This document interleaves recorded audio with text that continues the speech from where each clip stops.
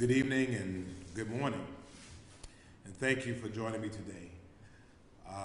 We are on the other end of extreme rainfall impacts on the south sides and the west sides of our city.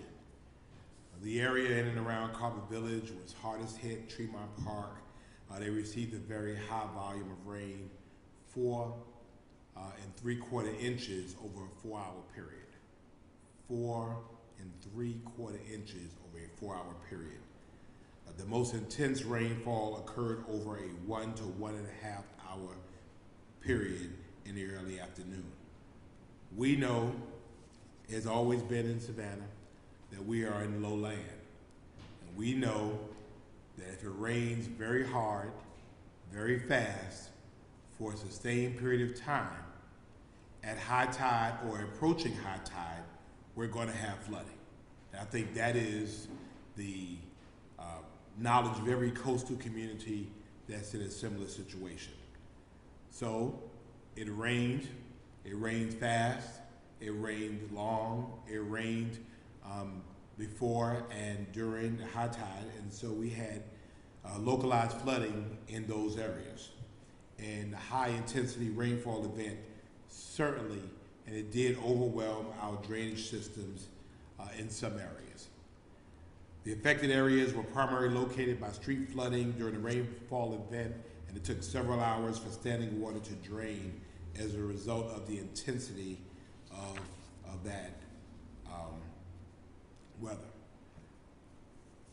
The beautiful thing about the city's investments over the years is that I firmly remember that it would rain and then today it will still be flooded. And that's not the case. As a matter of fact, I rode through Carver Village upon my arrival back in the city last night, rode through Carver Village and Tremont Park this morning, and that water is gone, which is a testament that the city's investments, significant investments in our stormwater and drainage is working. Today, city crews are assessing the areas that flooded, and if there are any needed drainage system maintenance, then certainly we want to make sure that we do that. We further encourage our citizens, again, the importance of making sure that they're not putting tree clippings and lawn clippings and things into our storm drains, because we know that that clogs up the works. And when that happens, it's harder for water to drain.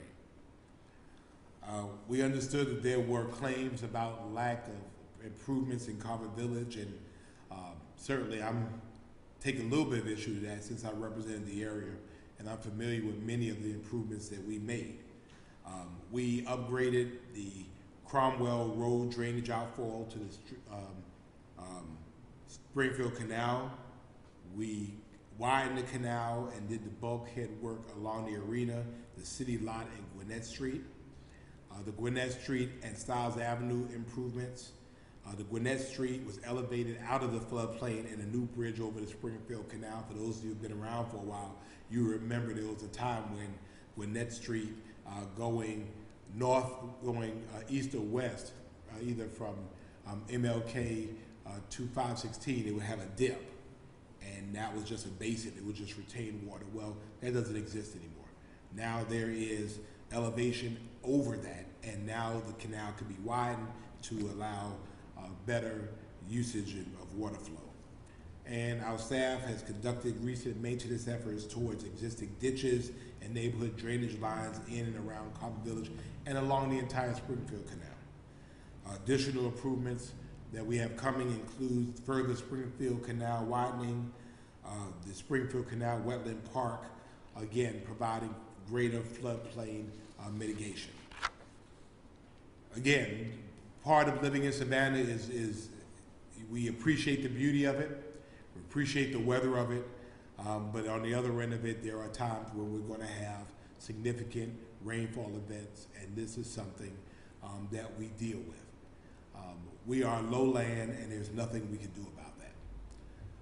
And when it rains and the rainfalls become more significant, we do have some issues. I am pleased to announce, as opposed to before, we didn't have homes that flood. We used to have homes that had water flooding. That does not happen anymore. So I think that particularly your reporting, those are the types of things that we need to keep at the front view mirror, that we're improving. And again, we have not had a significant rainfall like this in probably over a year and a half or so. It's been a minute. And you know, we're just in this funky weather pattern where it's raining hard, it's raining fast, and again, it's like you're taking a bucket of water and trying to pour it into a bottle. It's just too much water going into that, and so obviously as things equalize, again, our drainage facilities start taking control, and so you know, again, we're sorry that it occurred, but Mother Nature is Mother Nature, and she has her own way about doing things. Want to thank Team Savannah, those that are engaged, those who were out last night, those who were out early this morning, to make sure we assessed any damage and to see where we can improve. We will also be having a workshop. I think we've already scheduled a workshop on July the 28th at our second council meeting date to discuss what we're doing as it relates to storm water and drainage citywide. So again, another timely opportunity for us to further discuss it. As I mentioned yesterday, I was in Washington, D.C., and to commemorate the signing of the bipartisan gun legislation known as the Safer Communities Act. It was a momentous occasion, and I was happy to be there to not only represent Savannah, to represent Georgia, and to, I guess, be considered a mayor and be considered a city that has been at ground zero and being able to aggressively and proactively address the issues of gun violence that has resulted in the loss of young and old in communities across America. I had the opportunity not only to talk briefly with President Biden, to tell him about the challenges we have in states like Georgia where you have constitutional carry, to tell him the issues that causes in our cities, the issues it causes for our law enforcement, and that we need further federal assistance to be able to have laws that are consistent and laws that work. And so he assured me that he was continuing to work and thanked me for my assistance thus far. So I also had the opportunity to meet with the governor of Illinois and the mayor of Highland Park that was victimized by the July 4th tragedy there, and certainly thank them for their courage. You know, it's the call that no mayor or no governor wants to get, and certainly we keep their community in our thoughts and prayers. We also had survivors and families of survivors that I met from all over the country. Again, knowing that we can do better, we can do more, and we can do it together.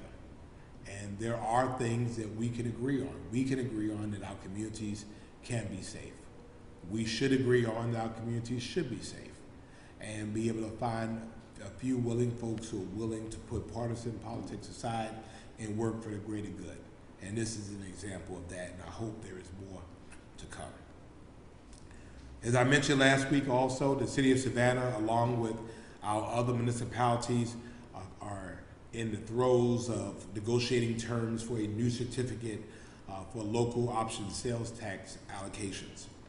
This process occurs every 10 years following the census, so this is my second one, and loss remains a critical revenue stream that allows Savannah and other municipalities to work towards a reduced millage rate.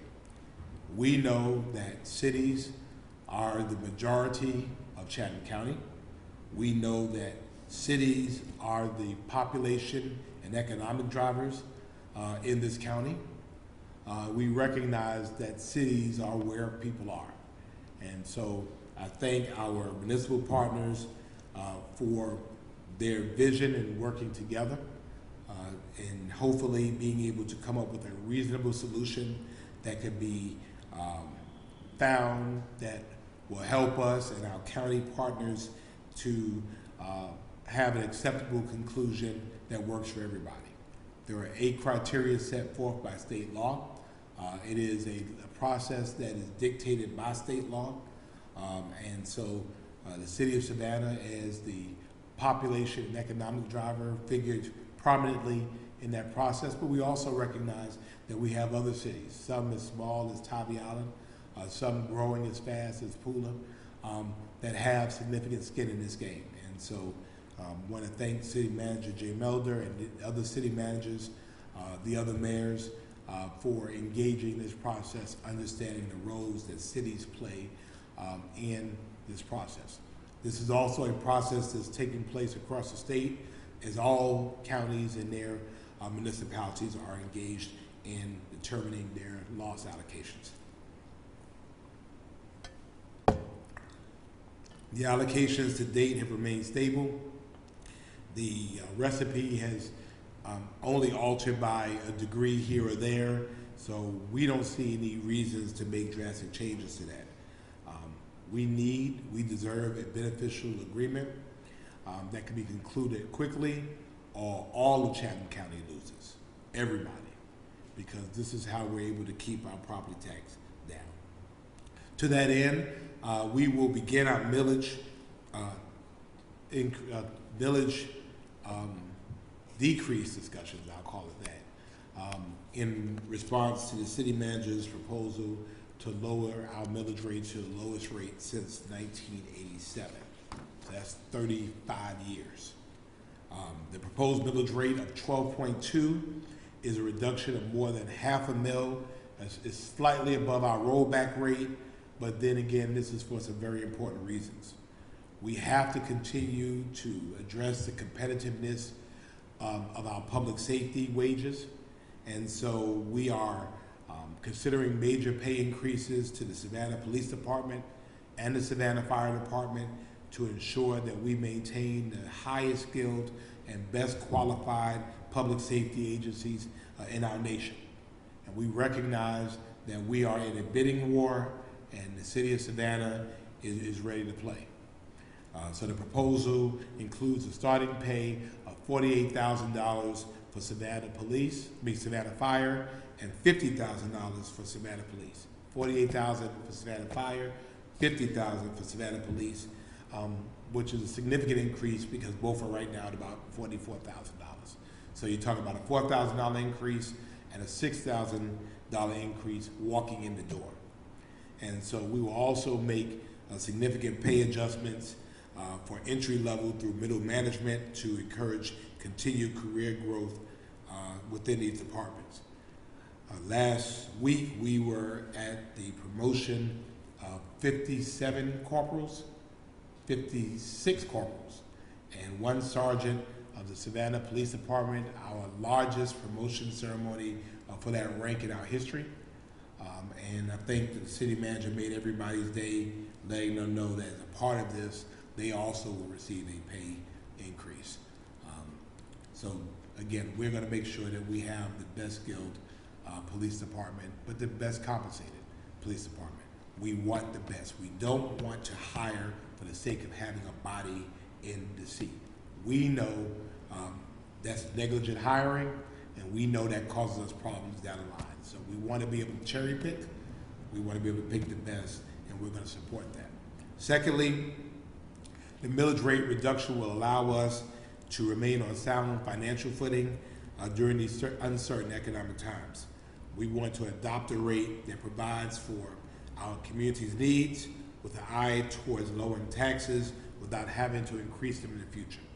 It makes no sense to me to drop taxes, then raise them, drop taxes, then raise them. So what is the lowest we can drop them and not have to raise them again?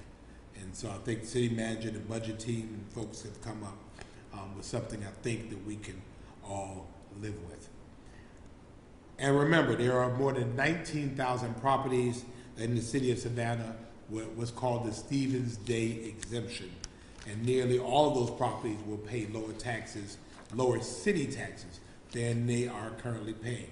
It's important to educate our folks to make sure that they know very clearly that many people's taxes will go up overall. One, because of valuation, properties cost more, so they're taxed higher. Secondly, the city tax you pay, but you also pay a county tax, which is more than the city tax. And you pay school board tax, you pay transit tax, and so those taxing bodies, I've heard someone the other day on social media saying the city's raising their taxes. No, the city of Savannah has reduced taxes. But your value costs more, which means you have more equity, and means your property costs more. If anybody wants to share their viewpoint on the millage rate, they're more than welcome to attend our meeting this Thursday at Savannah City Hall. And speaking of that meeting, we're kicking off the first City Council meeting in July this week.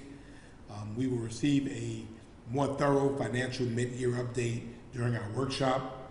And after getting an overview of the numbers, where we stand financially as a city, we will begin our regular City Council meeting by recognizing Team Office of Management and Budget for receiving again the Distinguished Budget Presentation Award from the Governor's Finance Officers Association for the city's annual budget for the current fiscal year. It's like the Stanley Cup for finance people. And we win it every year, and we're very proud of our folks for doing that. I also have the pleasure of recognizing Mashama Bailey, the executive chef and partner of the Great Restaurant, for bringing home the 2022 James Beard Award for Outstanding Chef. This is the second time she's won the award. We're very, very proud of her, and so we want to recognize her before council.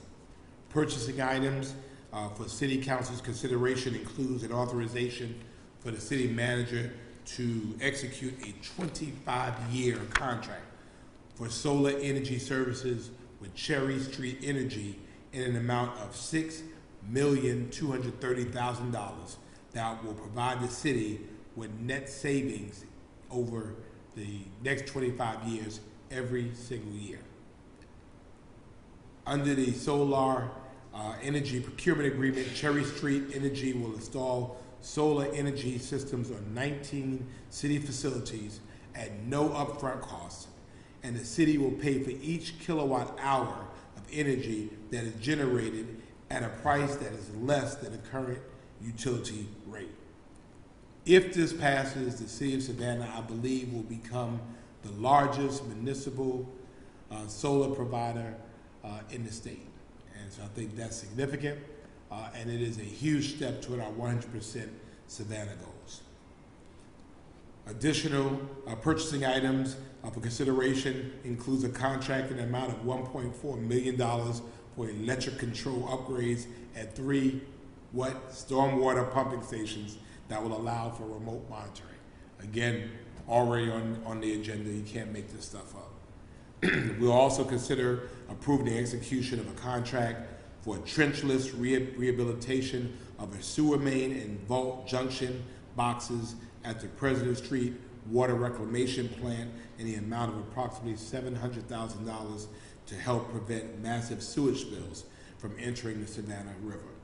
Our City Council workshops and regular meetings air on our award-winning City Channel, SGTV, Channel 8, YouTube, and Facebook Live.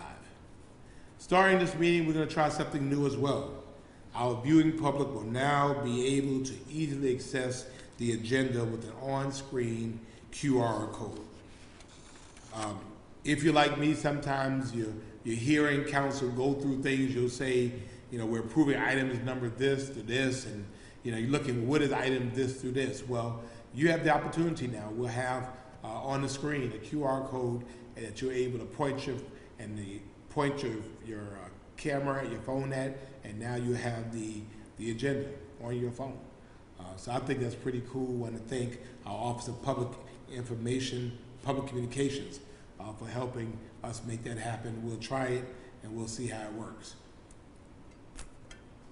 In other news, certainly the Emmark Arena has been praised as a premier venue for fun and entertainment since its opening, and I wanted to continually update the public on the parking lot improvements as that infrastructure project progresses. The south parking lot is now officially paved and has been used for several shows, holding up to 900 vehicles. Marking for designated parking spaces will begin in August and will greatly reduce the need for parking lot staff to direct traffic coming into the lot. The construction of the northern lot is expected to start in August, and once complete, will add an additional 900 to 1,000 parking spaces. And then, of course, as we finish the Gwinnett Street now overpass, traffic will be able to come from 16 onto Gwinnett Street, onto the parking lot, so that will relieve a whole lot of that congestion that we sometimes see on the west side of the arena.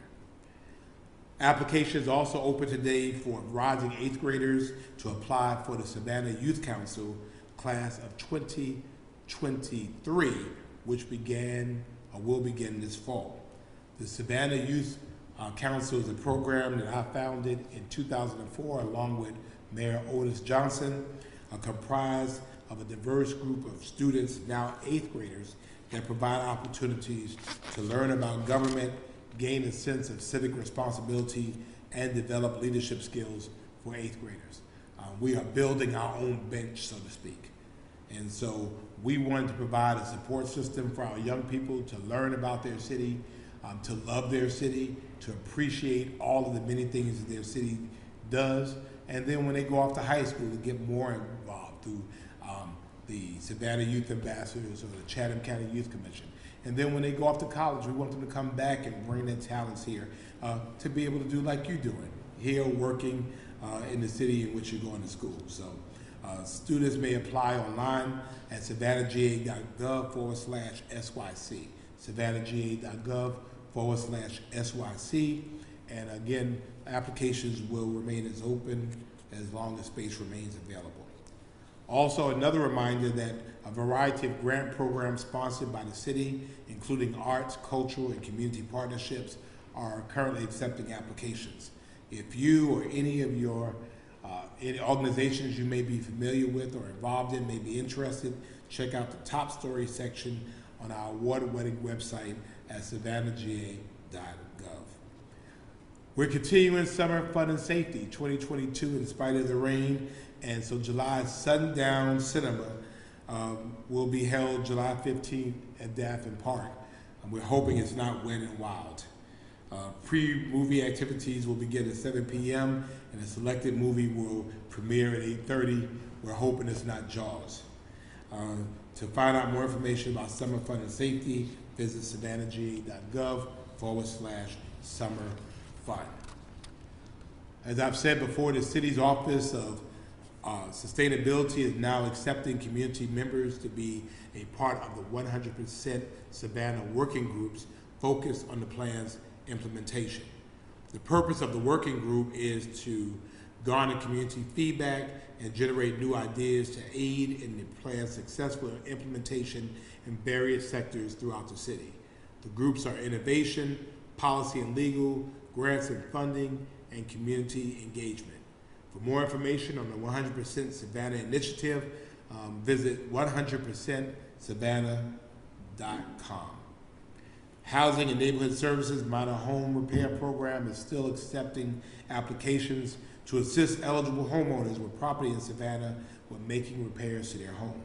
For more information, again, check out the top story section on savannahga.gov. We want people to know.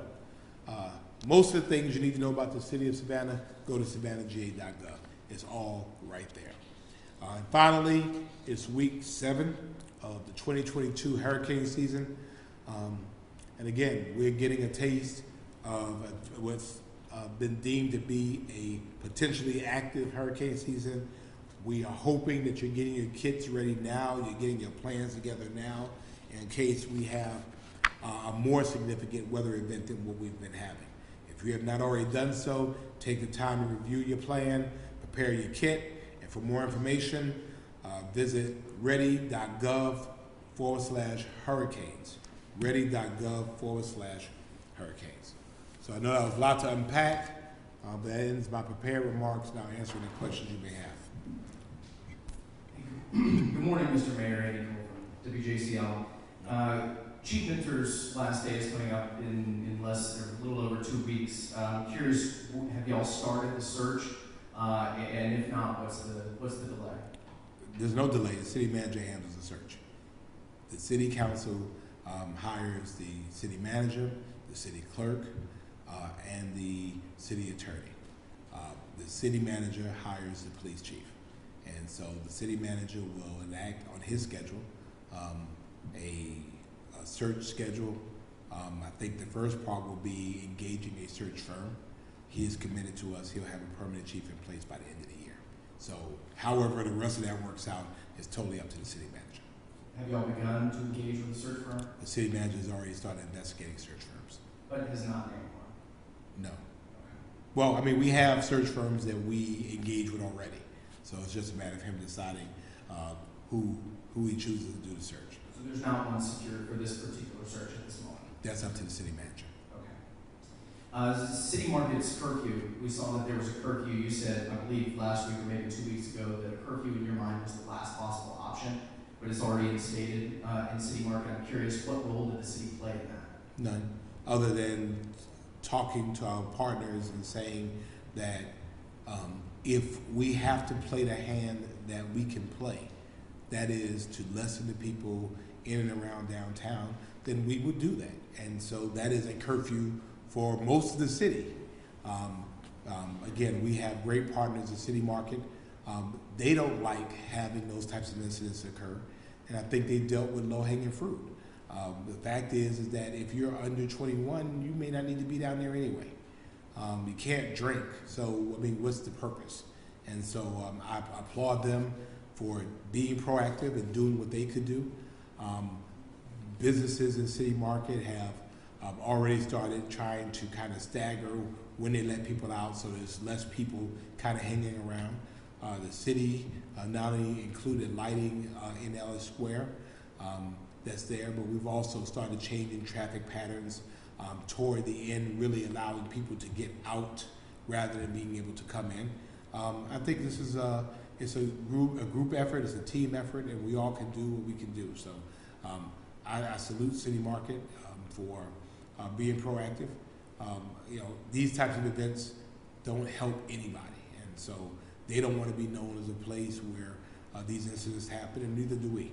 And so, again, kudos to them. You believe it was the right decision right now to go ahead and state that curfew? I know I mentioned, you said it was the last possible option. For the city to do it. For the city to do it. So the city's curfew is a little different than City Market's curfew.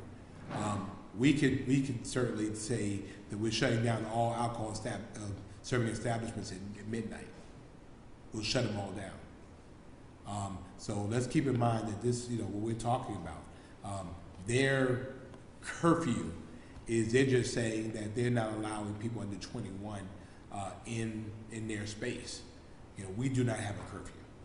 And so I think we have to make sure that people are very clear about that distinction. When they say curfew, this is not a curfew. This is essentially them saying that people under 21 will not be allowed on their property, and the property leased from the city after, I think it's 11 o'clock.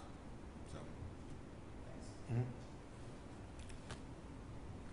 Same topic. So I know that you have put it out in the atmosphere that would be the last thing for you all to do as a city. But now that Savannah City Record has already kind of implemented that, what do you think kind of play a role in making that decision?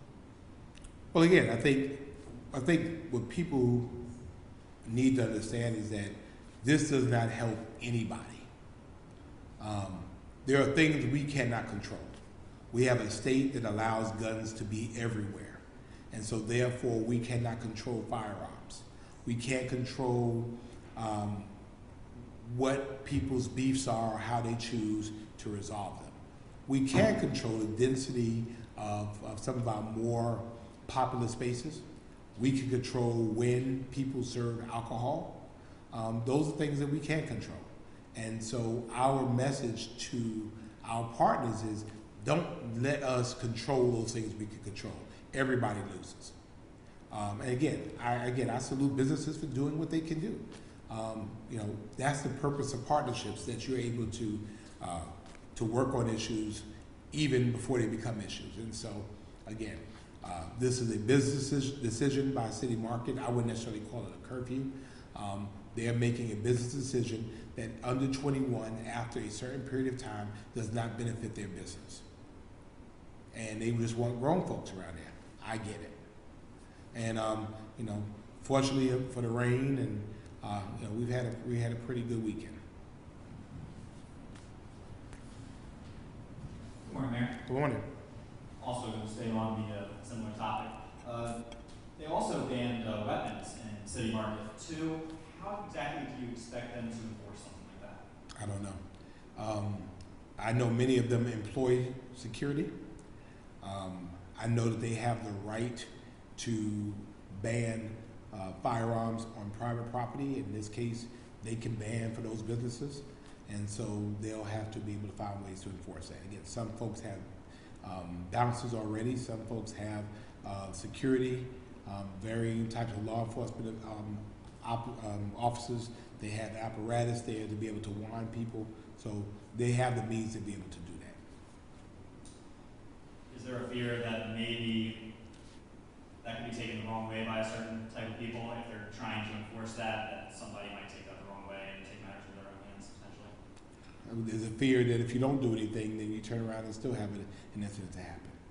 Again, we know that the more people that we have that are sober for the most part, that are certainly not armed, the less incidents that we have for gun violence. So if we're going to err, I want to err on the side of somebody taking it the right way, of saying, you know what, I can go here and I can be safe. And my last question, what would it take for the city to act and try to enforce a curfew, not just in City Market, obviously you guys didn't have anything to do with that, but throughout the downtown area? Again, there's no curfew in City Market, but if I announce a curfew, we'll be prepared to enforce it. And again, my idea of a curfew would be that businesses that serve alcohol would not be operating. They would have to shut down. Again, that's the nuclear option.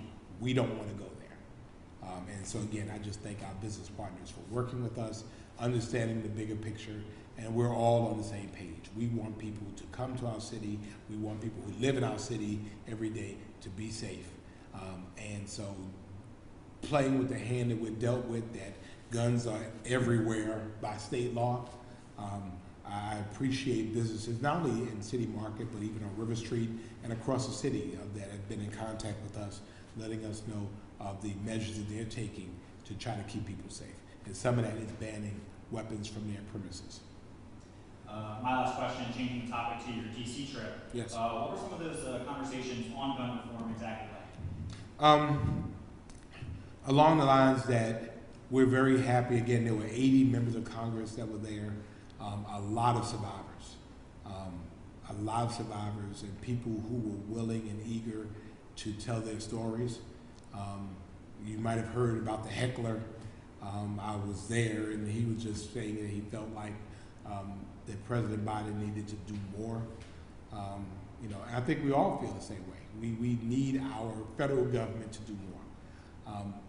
Every face I looked into was represented an opportunity for us to be able to do more. So I'm supportive of those efforts. I know that the wheels might move slow, but I think that they need to continue moving. And every member of Congress that I spoke to, had the opportunity to shake hands with, thanking them on behalf of our city. We need to have more.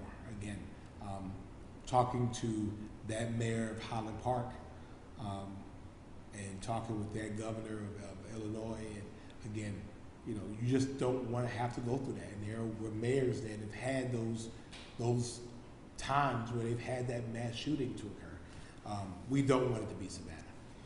But on that other end of it, we don't want it to be anywhere else either. And so the greatest country in the world should be able to be smart enough, to be able to work together enough, to be able to find a way to protect the Second Amendment and protect second graders as well. We can do that. And so I'm just hoping that Congress will keep that momentum going, that we put partisan politics aside. When someone gets shot in Savannah, I don't care if they're Democrat or Republican. I don't want people shot. And although people have guns, and certainly we support that, I don't support people being shot. We had 110 guns stolen in the first 6 months of this year. 100 of those guns came from unlocked vehicles. So there are things that we can do, and we're looking at legislation from this council to start holding people accountable who leave guns in their vehicles unlocked. If you are careless enough to leave your gun in your unlocked car, then you're almost as guilty as the person pulling that trigger of that gun that's used in that felony later on. So we're going to do everything that we can do, and we need the state government and federal government to do everything they can do. Thank you. Thank you. Morning, sir. Good morning. My question is on the agenda for this week, the very last item that's listed right now, the approval of an intergovernmental agreement between the county and all municipalities that allow for T-SPLOST. Yes. Involved. So I know you said before that there were some things that needed to be hashed out before the city was on board with having this on the ballot in the fall. What changed, I guess, between then and now? This is mostly procedural. We can still determine, there's a lot of factors at play. So this is procedural. It meets a timeline that needs to be met. So, again, this keeps the wheels moving. Again, T-SPLOST is important, but loss is also important to me as well. So, countywide transportation is important to me as well. And so, in my mind, for my support, we can certainly have it on the ballot and not come out against it. So, again, we're procedurally dealing with that, and so we're meeting at a timeline. Okay. So that's just Keep the ball moving, yeah. Okay. I do want to say also on the agenda, we have a resolution that is being proffered by Alderwoman Linda Wilder Bryan and myself.